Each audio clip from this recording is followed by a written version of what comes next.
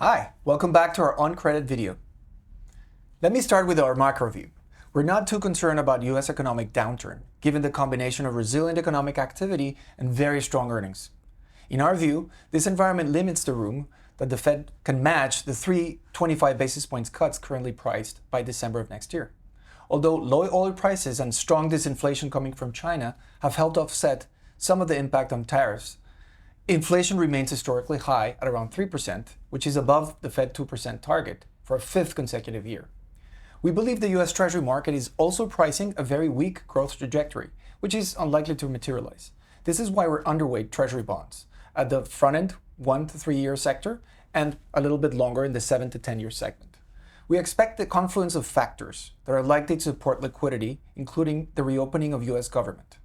The Treasury currently holds about $1 trillion at the Fed, which is likely to be spent over the next few months.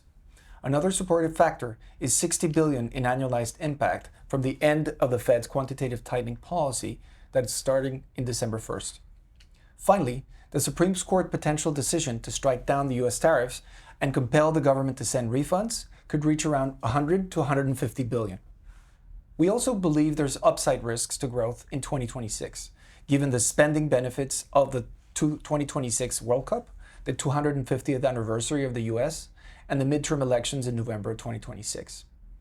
If the early recovery in manufacturing and housing continues, and the broader US economic outlook could strengthen, this could help support sectors that so far have been basically underperforming, like lower rated bonds, more cyclical sectors, smaller caps, commodities, and even digital assets. An improved financial and credit quality of the high yield index, along with low recession probability, makes us feel very comfortable with an overweight in the high yield, particularly in BB rating. Let me switch to Rafael. Rafael, what are the kind of main messages that you have from the earnings season, from the companies that you covered? Hi, Alejandro.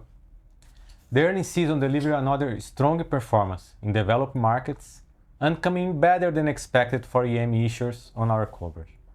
Overall, top-line results exceed expectations across both emerging and developed markets. For the bottom line, developed markets were solid, but the EM faced some pressure. We didn't see major change since last quarter.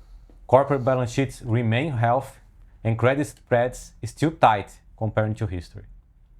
We expect spreads to trade within a range in the near term. The main risk continues to be a recession. However, we view that risk as relatively low. From a sector perspective, we still favor basic materials in both EM and developed. Additionally, we remain overweight communications in developed markets, given attractive yield levels and spread compared to other sectors. One important change that we saw recently was the increase in investment grade issue. Many big deals from tech names were announced to finance data center capex. For instance, Meta priced a $30 billion deal, one of the largest IG transactions ever, with a record $125 billion order book. Alphabet and Oracle and other tech issuers have also been in the market recently. Investors are projecting around $130 billion of investment-grade supply for this month, which would be a record for November. Alejandro, back to you. What are your thoughts on the US earnings season?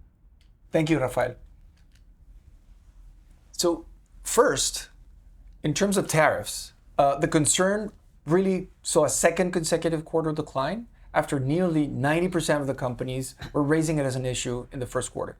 The lower concern about trade signals that corporations are much less alarmed about the potential negative impact of trade on either earnings or inflation. However, consumer staples and industrials are sectors that are continuing to show elevated concern about tariffs. Somewhere around 70 to 80% of the firms are raising the issue, which is much higher than the average. In essence, tariffs appear to be a localized issue rather than a broader macro issue for the corporate sector. In fact, the net profit margin for the third quarter is expected to reach 13.1%, the highest level since at least 2009, and it's the seventh consecutive increase. Utilities is the sector leading with the highest margin at 17.2%, which is generally exceeding the 5-year average, potentially reflecting the AI capex boom. In contrast, energy and healthcare have margins nearly 8%, showing pressure from depressed oil markets and heightened policy uncertainty.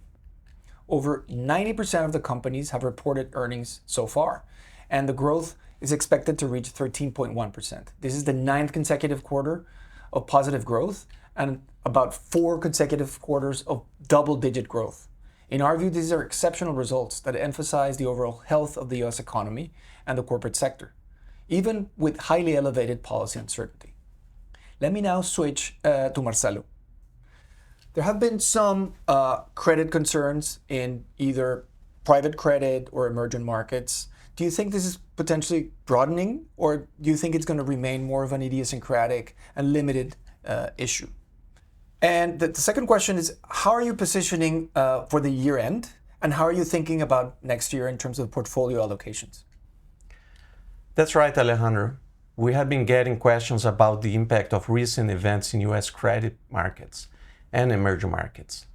So far, we believe these events are idiosyncratic. I covered US private credit in one of our recent weekly Globe publications. The negative news began in early October, but was limited to a few companies and banks. Credit spreads widened slightly, much less than during previous periods of volatility, such as April's so-called Liberation Day. The same actually applies to EM. Bonds from highly levered companies saw sharp volatility. But there was no contagion. Higher quality bonds remained stable. This suggests systemic risks are limited for now, but close monitoring is essential.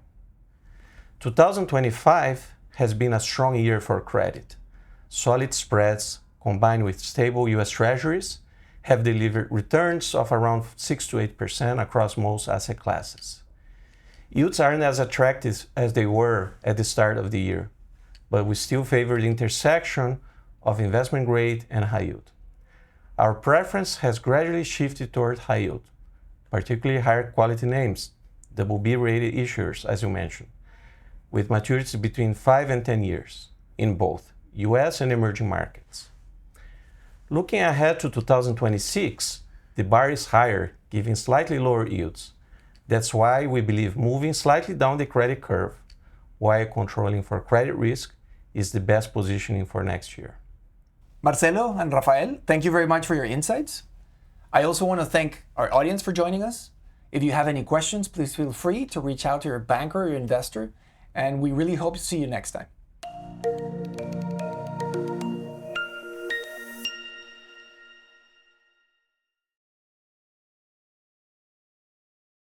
Este vídeo tem finalidade exclusivamente informativa. Não constitui pesquisa de investimento nem aconselhamento financeiro e nenhuma recomendação ou orientação financeira está sendo oferecida. O conteúdo do vídeo não leva em consideração os objetivos de investimento, a situação financeira ou as necessidades específicas de nenhum investidor. As opiniões e pontos de vista expressos neste vídeo podem divergir daqueles de outros departamentos ou divisões do Itaú e de suas afiliadas.